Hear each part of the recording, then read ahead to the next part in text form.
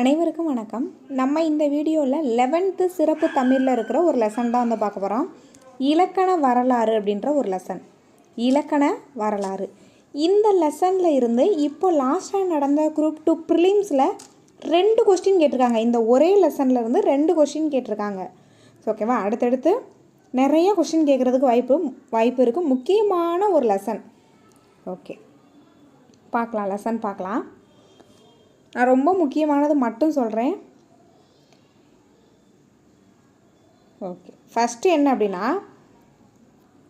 தொல்காப்பியத்திற்கு முன் இலக்கண நூல் இருந்தன, தொல்காப்பியத்திற்கு முன்னாடியே இலக்கண நூல் இருந்திருக்கு அப்படின்ற ஒரு ஸ்டேட்மெண்ட் கொடுக்கலாம். ஓகேவா? தொல்காப்பியத்திற்கு முன் இலக்கண நூல்கள் இருந்தன. அடுத்தது பாருங்கள், தொல்காப்பிய சிறப்பாயிரம் என்ன சொல்லுது அப்படின்னா, வழக்கும் செய்யுளும் ஆயிரும் முதலின் எழுத்தும் சொல்லும் பொருளும் நாடி தொல்காப்பியம் தொகுக்கப்பெற்றது. தொல்காப்பியம் எப்படி தொகுக்கப்பட்டது அப்படின்னா, எழுத்தும் சொல்லும் பொருளும். ஓகேவா? அதை பற்றி சொல்கிறது தொல்காப்பிய சிறப்பாயிரம் குறிப்பிடுகிறது. ஸோ இது ஒரு முக்கியமான ஒன்று. அடுத்தது இலக்கண நூல்களின் வளர்ச்சி. பழந்தமிழ் இலக்கண நூலான தொல்காப்பியம் செய்யுள் வடிவில் இயற்றப்பட்டது. தற்போது இயற்றப்படும் இலக்கண நூல்கள் மோஸ்ட்லி உரைநடை வடிவில் இருக்குது. ஆனால் நம்ம இந்த லெசனில் பார்க்க போகிற எல்லா இலக்கண நூலுமே செய்யுள் வடிவு தான். தொல்காப்பியமும் செய்யுள் வடிவில் இயற்றப்பட்ட ஒரு நூல் தான். அடுத்து பார்க்க போகிறது தான் ரொம்ப முக்கியம். இதுக்கு முன்னாடி நான் சொன்னதெல்லாம் சும்மா ஒருவேளை ஸ்டேட்மெண்ட்டில் கொடுத்தாங்கன்னா நமக்கு கரெக்டாக போட தெரியணும். ஆனால் இதுக்கப்புறம் அவங்க பார்க்க போகிற எல்லாமே ரொம்ப முக்கியம். தொல்காப்பியத்தில் எழுத்து சொல் பொருள்னு 3 அதிகாரம் இருக்குது. ஓகேவா? தொல்காப்பியம் நோட்ஸ் எடுத்து வச்சுக்கோங்க தனியாக. எழுத்து சொல், புக்கு வச்சுருக்கோங்க, புக்லேயே நோட் பண்ணிக்கோங்க. எழுத்து சொல் பொருள். ஓகேவா? இதில் நம்ம ஃபஸ்ட்டு பார்க்க போகிறது ஃபஸ்ட் 2 மட்டும். எழுத்து சொல் மோஸ்ட்லி எல்லா இலக்கண நூலும் தொல்காப்பியத்தை அடிப்படையாக வச்சு இயற்றப்பட்டது தான். ஆனால் தொல்காப்பியத்தை முழுமையாக அடிப்படையாக வச்சுருக்க மாட்டாங்க. அந்த அதிகாரத்தை பிரித்து வச்சுருப்பாங்க. சில நூல் முழுமையாகவும் வச்சுருப்பாங்க. நம்ம 1 by 1 பார்க்கலாம். ஃபஸ்ட்டு 3 அதிகாரம் இருக்குது தொல்காப்பியத்தில். அதில் பார்த்திங்கன்னா இந்த 2 அதிகாரத்தை மட்டும் எழுத்து சொல்ல மட்டும் வச்சு இயற்றப்பட்ட நூல் எது அப்படின்னா நன்னூல் நேமிநாதம். நீங்கள் நோட்ஸ் எடுத்து வச்சுக்கோங்க. எப்படி எடுக்கணும் அப்படின்னா, தொல்காப்பியம் அப்படின்னு போடுங்க. இந்த 3 அதிகாரத்தையும் எழுதுங்க. எழுத்து சொல் அப்படின்னு. இதில் இந்த எழுத்து சொல் மட்டும் போட்டு நன்னூல் நேமிநாதம் அப்படின்னு எழுதிக்கங்க. நன்னூல் நேமிநாதம். இந்த 2 நூலுமே இந்த 2 அதிகாரத்தை மட்டும் அடிப்படையாக வச்சது. இந்த கொஸ்டின் அடுத்த எக்ஸாமில் எதிர்பார்க்கலாம். என்ன கேட்பாங்க அப்படின்னா, தொல்காப்பியத்தில் உள்ள எழுத்ததிகாரம் மற்றும் சொல்லதிகாரத்தை அடிப்படையாக வைத்து இயற்றப்பட்ட இலக்கண நூல் எதுன்னு கேட்கலாம். எது அப்படின்னா நன்னூலும் நேமிநாதமும். ஓகே, அடுத்தது பாருங்கள், சொல்லதிகாரத்தை மட்டும். இப்போ நம்ம ஃபஸ்ட்டு என்ன பார்த்தோம்? சொல்லும் எழுத்தும் பார்த்தோம். எழுத்தும் சொல்லும் ரெண்டுமே பார்த்தோம். 2ஐயும் அடிப்படையாக வச்சு 2 இலக்கண நூல் எழுதப்பட்டது. எது அப்படின்னா நன்னூல் நேமிநாதம். அடுத்து பார்த்திங்கன்னா சொல்லதிகாரத்தை மட்டுமே வச்சு ஒரு 2 நூல் எழுதியிருக்காங்க. பிரயோக விவேகம் இலக்கண கொத்து. இது 2மே தொல்காப்பியத்தில் இருக்கிற சொல்லதிகாரத்தை மட்டும் அடிப்படையாக வச்சு இயற்றப்பட்டது. ஓகே, முக்கியமான ஒரு கொஸ்டின். அவ்வளோதான். அடுத்தது 3ஆவதாக ஒரு அதிகாரம் பார்த்தோம், பொருள் அதிகாரம். இந்த பொருள் அதிகாரத்தில் இது பார்த்தீங்க அப்படின்னா, இது நம்ம எல்லாருக்குமே தெரிஞ்சிருக்கும். தொல்காப்பியத்தில் 3 அதிகாரம் இருக்கும். ஒவ்வொரு அதிகாரத்துலேயும் 9 இயல் இருக்கும். எழுத்து சொல் பொருள் ஒன்னொன்றுலேயுமே 9 இயல் இருக்கும். மொத்தம் 27 இயல்.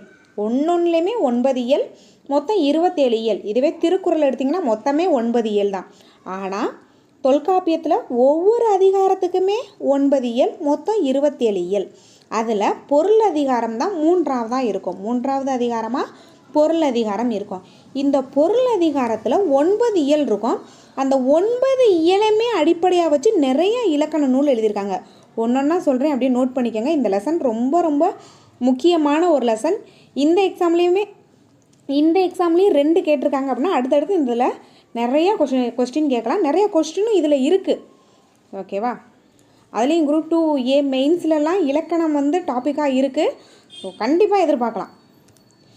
பொருள் அதிகாரத்தில் பார்த்தீங்க அப்படின்னா அகத்திணை இருக்குது, புறத்திணை இருக்குது. 9 இயல் சொன்னோன்னா என்னென்ன அப்படின்னா பொருள் அதிகாரத்தில் 9 இயல். ஒன்று வந்து அகத்திணை, அடுத்தது புறத்திணை, களவியல், கற்பியல், பொருளியல், மெய்ப்பாட்டியல். மெய்ப்பாட்டியல் நம்ம ஆல்ரெடி படிச்சிருப்போம். நமக்கு பொது தமிழ் புக்கிலே மெய்ப்பாட்டியல் இருக்கும். அடுத்தது உவமவியல், செயலியல், மரபியல் அப்படின்னு இருக்கும். மரபியலும் நமக்கு பொது தமிழ் புக்கிலே இருக்குது. அது எல்லாமே பொருள் அதிகாரத்தில் இருக்கிறது தான். அந்த ஒவ்வொரு இயலையுமே பொருள் அதிகாரத்தில் இருக்கிற 9 இயலையுமே அடிப்படையாக வச்சு இலக்கண நூல் எழுதியிருக்காங்க. பொருள் அதிகாரத்தில் இருக்கிற அகத்திணையை அடிப்படையாக வச்சு எந்த நூல் எழுதியிருக்காங்கன்னா இறையனார் அகப்பொருள் உரை, நம்பிக பொருளுரை, களவியல் காரிகை, மாறன் அகப்பொருள் உரை. மொத்தம் 4 நூல் எதனை அடிப்படையாக வைத்து இயற்றப்பட்டது அப்படின்னா தொல்காப்பியத்தில் உள்ள பொருளதிகாரத்தில் உள்ள அகத்திணையை அடிப்படையாக கொண்டு இந்த 4 இலக்கண நூல் அந்த ஒரே ஒரு இயலை மட்டுமே வச்சு 4 இலக்கண நூல் எழுதியிருக்காங்க. அப்போ எந்த அளவுக்கு தொல்காப்பியம் வந்து அடிப்படையாக இருக்குது அப்படின்றத பாருங்கள். அந்த அகத்திணை அப்படின்ற ஒன்றை மட்டும் வச்சு, அது வந்து பொருளதிகாரத்தில் இருக்கிற ஒரு இயல் தான், அதை மட்டும் வச்சு இறையனார் அகப்பொருளுரை, நம்பிக அகப்பொருளுரை,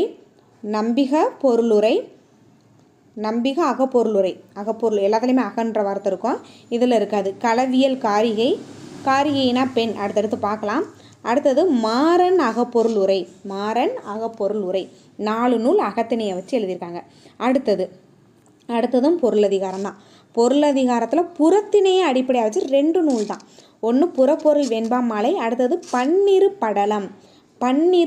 நான் திரும்ப ஒன்று ஏன் சொல்கிறேன்னா அது அந்தளவுக்கு முக்கியம், அதனால தான் நான் திரும்ப சொல்கிறேன். புறத்திணை, பொருளதிகாரத்தில் இருக்கிற புறத்திணையை மட்டும் வச்சு எழுதப்பட்ட நூல் வந்து புறப்பொருள் வெண்பா மாலை, பன்னிரு படலம். அடுத்தது செயலியலை மட்டும் வைத்து, செயலியலும் இப்போ எங்கே இருக்குது அப்படின்னா பொருளதிகாரத்தில் தான் இருக்குது. செயலியலும் எங்கே இருக்குது? பொருளதிகாரத்தில் தான் இருக்குது. அதனை அடிப்படையாக வச்சு யாப்பெரும் களக்காரிகை, 2 நூலையும் ஒரே ஆள் தான் எழுதியிருப்பார். அமிர்தசாகரர் எழுதியிருப்பார் 2மே. அந்த செயலியல் அப்படின்றது பொருளதிகாரத்தில் இருக்குது, தொல்காப்பியத்தில் பொருளதிகாரத்தில் இருக்குது. இந்த பொருளதிகாரத்தில் இருக்கிற செயலியலை அடிப்படையாக வச்சு 2 நூல் எழுதியிருக்காங்க, யாப்பெரும் களம் மற்றும் யாப்பெரும் களக்காரிகை. ஓகே, அடுத்தது உவமவியல். இந்த உவமவியல் எங்கே இருக்குன்னா அதுவும் பொருளதிகாரம் தான். தொல்காப்பியத்தில் இருக்கிற பொருளதிகாரத்தில் உவமவியல் அப்படின்ற ஒரு இயல் இருக்குது. இதனை அடிப்படையாக வைத்து 2 நூல், தண்டி அலங்காரம், மாறன் அலங்காரம் முதலிய நூல்களும் இயற்றப்பட்டுள்ளது. அடுத்தது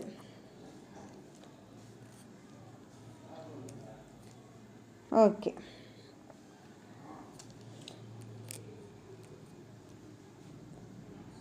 அடுத்தது என்ன பார்க்கலாம் அப்படின்னா இப்போ இருக்கிற இலக்கண நூல் வந்து செயல் அடிப்படையில் இருக்கிறத விட உரைநடை அடிப்படையிலையும் இருக்குது. ஆனால் நம்ம புக்கில் பார்க்குற எல்லாமே செயல் அடிப்படை தான்.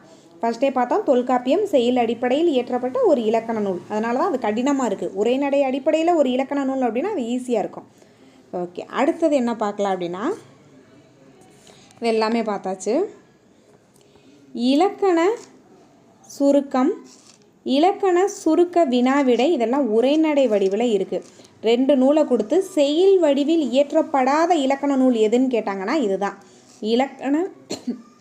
இலக்கண சுருக்கம் மற்றும் இலக்கண சுருக்க வினாவிடை, இது 2மே இலக்கணத்தில் உரைநடை வடிவில் இயற்றப்பட்டிருக்கு. இது 2 மட்டும்தான் நமக்கு புக்கில் கொடுத்துருக்காங்க. அடுத்தது ஹால்டுவலின் திராவிட மொழிகளின் ஒப்பிலக்கணம், இது ஒரு சிறந்த நூல். ஹால்டுவல் அயர்லாந்து நாட்டை சேர்ந்த ஒரு நபர்.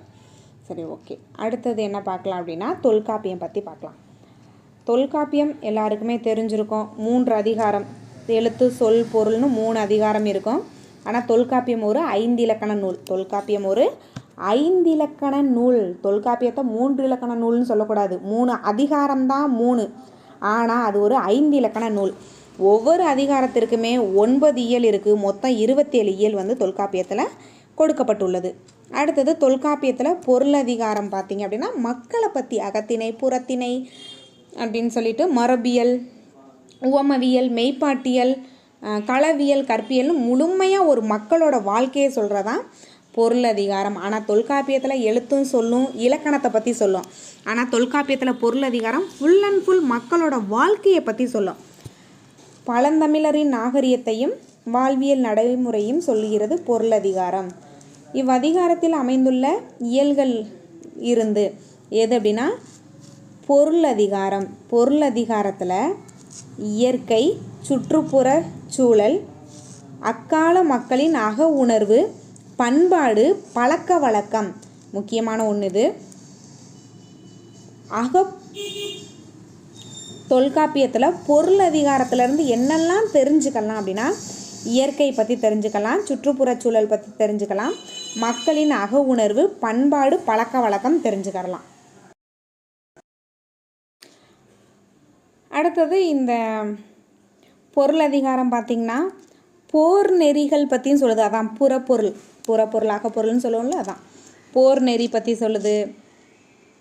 அன்பின் ஐந்தினை, அவற்றின் முதல் கரு, உரிப்பொருள் எல்லாத்தையும் சொல்லுது. அனைத்துமே சொல்லப்படும். அன்பின் ஐந்தினை தொல்காப்பியம் சொல்லுதுன்னு மட்டும் படிச்சிருப்போம். ஆனால் அன்பின் ஐந்தினைன்றது தொல்காப்பியத்தில் இருக்கிற பொருள் அதிகாரம் சொல்லுது. அதுலேயும் பொருள் அதிகாரத்தில் அகத்தினை சொல்லுது. ஓகேவா? எல்லாமே நமக்கு புக்கில் இருக்குது. அடுத்தடுத்த எக்ஸாமில் அது கண்டிப்பாக கேட்பாங்க. இதுக்கு முன்னாடிலாம் எக்ஸாம் பார்த்திங்கன்னா ரொம்ப ஈஸியாக கேட்டுட்டு அப்படி மேலோட்டமாக கேட்டுட்டு இருந்தாங்க. தமிழில் 98, 96, 96லாம் ரொம்ப ஈஸியாக இருந்தது. இப்போ ஒரு 88 போடுறதே கஷ்டமாக இருக்குது. என்ன காரணம்னா அவங்க கொஸ்டின் கஷ்டமாக கேட்குறாங்க.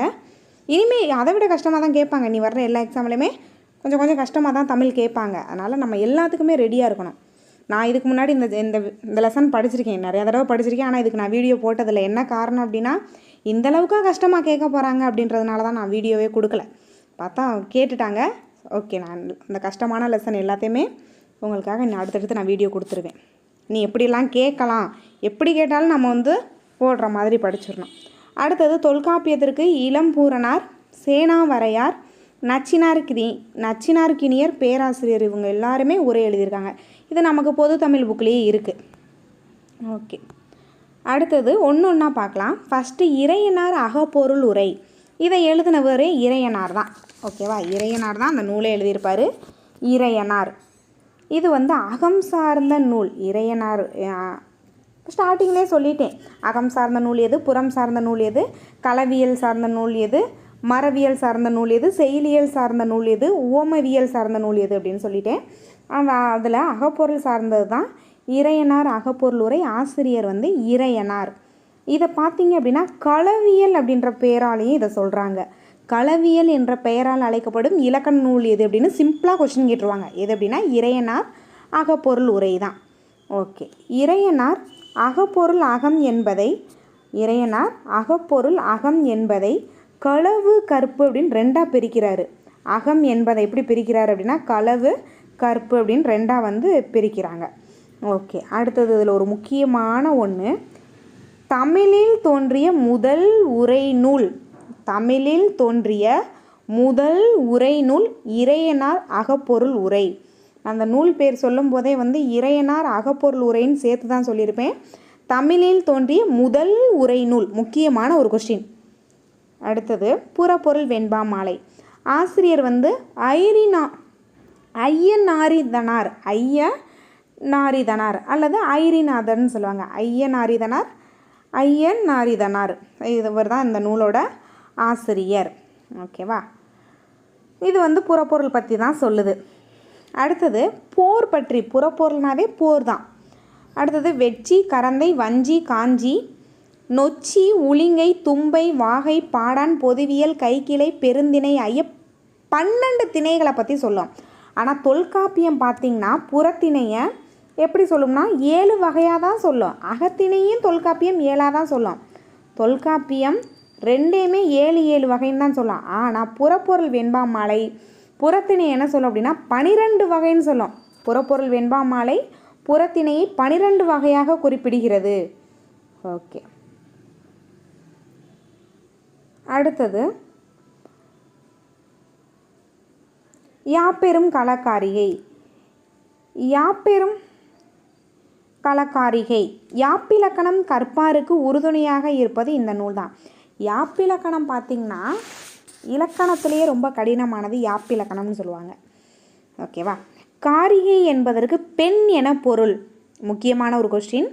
இந்நூலை அமிர்தசாகரர் இயற்றினார். யாப்பெருங்கலக்காரிகையின் ஆசிரியர் அமிர்தசாகரர். அமிர்தசாகரர்.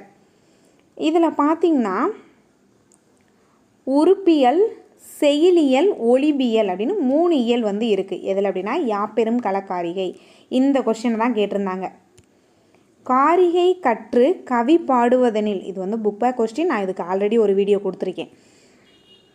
பேரிகை கொட்டி பிழைப்பது மேல் என்ற கூற்று பொருள் என்னன்னா கடினம், அரிது அப்படின்றத குறிப்பிடுவாங்க. யாப்பெரும் கலக்காரிகையின் பெருமையும் அதன் யாப்பின் கற்பின் கடினத்தையும் அரிது, கடினம் உணர்த்தும். ஓகேவா? புக் பேக் கொஸ்டின் தான், அதுக்கு ஆல்ரெடி வீடியோ கொடுத்துருக்கேன். நம்ம சேனல் ஃபாலோ பண்ணவங்களுக்கு தெரியும்.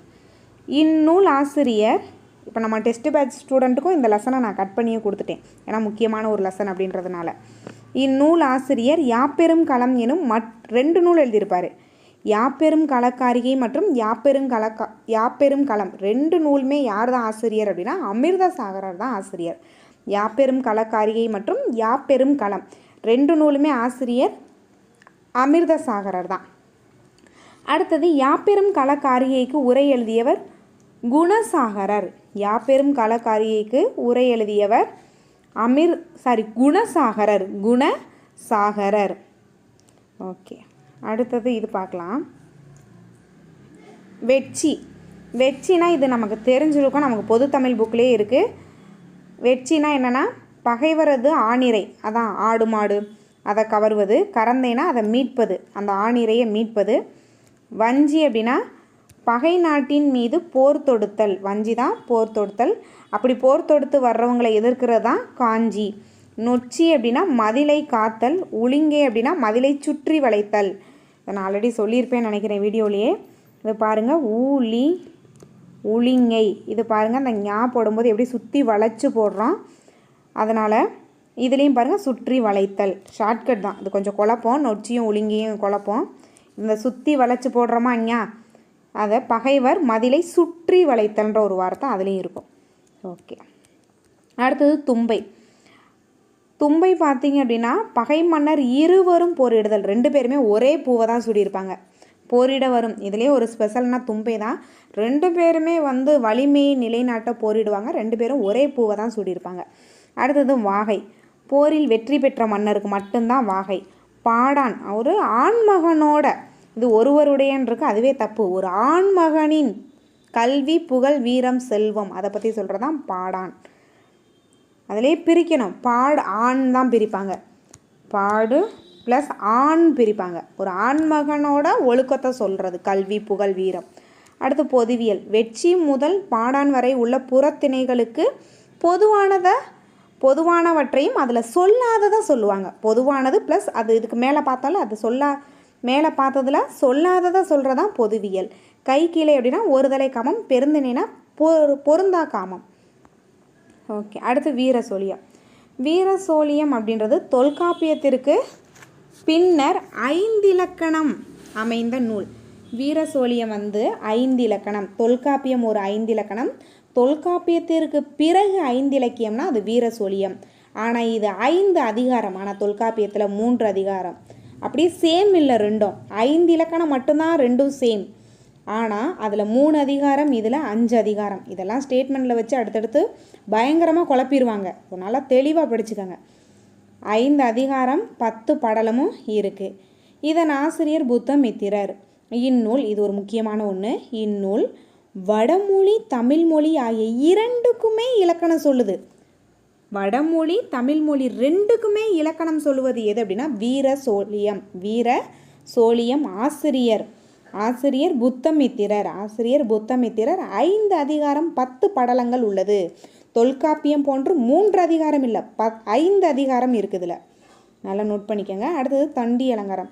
தண்டி அலங்காரம் பார்த்திங்கன்னா நம்ம பார்த்துருப்போம். அணி, உவமை அணி, தற்குறிப்பேற்ற அணி, வேறு நிறையா எடுத்துக்காட்டு உவமை அணி, இல்பொருள் உவமையணி. அந்த அணிகளுக்கெல்லாம் இலக்கணம் கூறும் ஒரு நூல் தான் தண்டி அலங்காரம். அடுத்தது தமிழில் அணி இலக்கணம் கூறும் நூல்களுள் தண்டி அலங்காரம் வந்து முதல் நூல். அணி பற்றி சொல்கிற முதல் நூல் எது அப்படின்னா தண்டி அலங்காரம். இதோட ஆசிரியர் வந்து தண்டி. அவர் வந்து பார்த்திங்க அப்படின்னா வடமொழியில் காவிய தரிசனம் அப்படின்றத 12ஆம் நூற்றாண்டில் எழுதியிருப்பார். அதனை தழுவி இயற்றப்பட்ட நூல் தான் தண்டி அலங்காரம். அவரோட பேர்லேயே இருக்கும் காவிய தரிசனம்ன்றது அவர் வந்து வடமொழியில் எழுதியிருப்பார். அதனை தழுவி தமிழில் எழுதப்பட்டது தண்டி அலங்காரம்.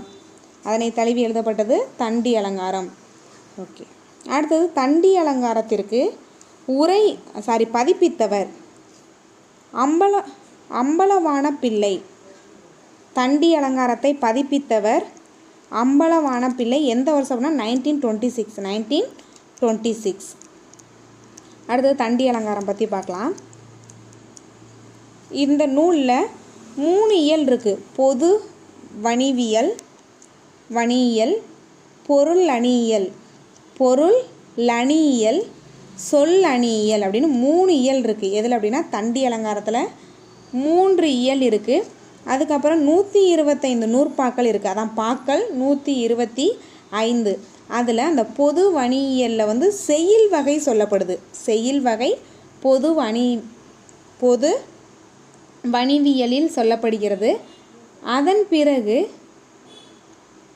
அதன் பிறகு இரண்டாவதாக என்ன இருக்குன்னா பொருள் அணியியல் இருக்குது. இதில் என்ன சொல்லியிருக்காங்கன்னா தன்மை அணி முதல் பாவிக அணி முதல் 35 அணிகள் சொல்லப்படுது. 3 இயல் சொன்னேன். 3 இயல் ஃபஸ்ட்டு என்ன அப்படின்னா பொது வணியியல் சொன்னேன். அது வந்து செய்யுள் வகை மட்டும்தான் சொல்லுது. அடுத்து இரண்டாவது பொருள் அணியியல். இது வந்து தன்மை அணி முதல் பாவிக அணி வரை சொல்லுது. 35 அணிகள் பற்றி சொல்லுது. அடுத்தது மூன்றாவதா சொல்லணியியல் இருக்குது. இது பார்த்திங்கன்னா இந்த வலு வளா ஓகேவா மடக்கின் வகைகள், அவற்றின் இலக்கணம், சித்திர கவிகளின் இலக்கணம், வலு அமைதி இதை பற்றி சொல்கிறதான் சொல்லணியியல். கொஸ்டின் எப்படி கேட்கலாம் அப்படின்னா வலு அமைதி இதை பற்றி சொல்லும் இலக்கண நூல் தொல்காப்பியம், நன்னூல் அந்த மாதிரி வைக்கலாம். எது தான் சொல்லுது? தண்டி அலங்காரம் தான் சொல்லுது. ஓகேவா. அடுத்தது இதில் ஒரு முக்கியமான ஒன்று என்னென்னா பெருங்காப்பியத்தின் இலக்கணமும் இந்த நூல் சொல்லுது. பெருங்காப்பியத்தின் இலக்கணமும் தண்டி அலங்காரம் குறிப்பிடுகிறது. அடுத்து நேமிநாதம் எழுத்துக்கும் சொல்லுக்கும் இலக்கணம் கூறும் மற்றொரு நூல் நேமிநாதம். இதை நான் ஸ்டார்டிங்லேயே சொல்லிட்டேன். தொல்காப்பியத்தில் இருக்கிற எழுத்தும் சொல்லியும் அடிப்படையாக வச்சு 2 நூல் இயற்றப்பட்டதுன்னு சொன்னேன். ஒன்று வந்து நன்னூல், இன்னொன்று நேமிநாதம். ஓகே, அதை 2 மட்டும் சொல்கிறதுனால தொல்காப்பியத்தில் இருக்கிற எழுத்திலக்கணம் சொல்லிலக்கணம் அந்த 2 பற்றி சுருக்கமாக சொல்கிறதுனால சின்னூல் அப்படின்னு அழைக்கப்படுது. நேமிநாதம் சின்னூல் அப்படின்னு அழைக்கப்படுது. வெண்பாவால் அமைந்த நேமிநாதம் நூலை வெண்பாவால் இயற்றப்பட்டது நேமிநாதம். இந்த நேமிநாதன் பார்த்தோம் அப்படின்னா இது வந்து 2 அதிகாரத்தை தான் சொல்லுது. தொல்காப்பியத்தில் இருக்க 2 அதிகாரம் சொல்லுது. அதனால் நேமிநாதத்தை தான் ஃபஸ்ட்டு படிக்கணும். நேமிநாதம் கற்ற பின்னரே தொல்காப்பியத்தை கற்க வேண்டும் அப்படின்ற ஒரு நடைமுறை இருந்திருக்கு. ஓகே, இது நமக்கு தெரியும். சுட்டு பெயரில் உவன் அப்படின்றது தற்போது வழக்கில் இல்லை. உவன் அப்படின்றது இல்லை. அந்த மாதிரி நறுமணம் அப்படின்றது நாற்றம் அப்படின்னாலும் நறுமணம்ன்ற பொருள் தானா. நறுமணம் எனும் பொருளை குறிப்பது நாற்றம். ஓகேவா. நாற்றம் அப்படின்றதோட பொருள் நறுமணம். தற்போது அந்த பொருள் இல்லை. ஆனால் தமிழில் இதான் வந்து பொருள். நாற்றம்னா நறுமணம். அடுத்தது தமிழில் லா மற்றும் ரா வந்து முதல்ல வராது. ரா வந்து தமிழ் எழுத்துக்களில் முதலில் ஒரு சொல் ஆரம்பிக்கும் போது முதல்ல இந்த 2 எழுத்துமே இருக்காது அப்படின்றத சொல்கிறாங்க. அடுத்தது நேமிநாதம்ன்ற நூலை எழுதுனது யார் அப்படின்னா குணவீர பண்டிதர். இவர் 2 நூல் எழுதியிருப்பார். வச்சனந்தி மாலை அப்படின்ற ஒரு நூலையும் நேமிநாதன் அப்படின்ற நூலையும் எழுதினவர் குணவீர பண்டிதர். இந்த வச்சனந்தி மாலை அப்படின்ற நூலுக்கு இன்னொரு பேர் என்ன அப்படின்னா வெண்பா பாட்டியல். அடுத்து ஒரு 4-5 இலக்கண நூல் இருக்குது. நம்ம அடுத்த வீடியோவில் வந்து அதை பற்றி நம்ம பார்க்கலாம். தேங்க்யூ.